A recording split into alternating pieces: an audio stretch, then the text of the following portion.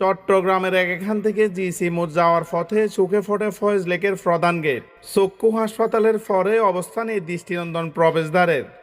দূর থেকে তাকালে বোঝা যায় এটি কেবল একটি গেট নয়, বরং শিল্প আর প্রকৃতির এক অপূর্ব সমন্বয়।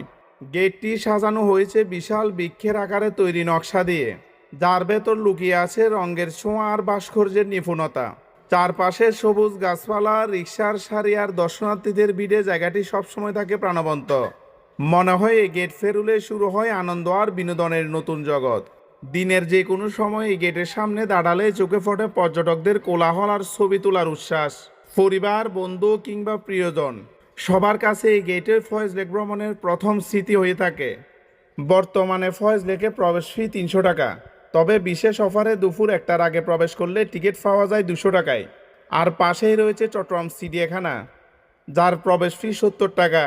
চিড়িয়াখানায় ৩ বছরের বেশি বয়সী সবার জন্য টিকিট বাধ্যতামূলক।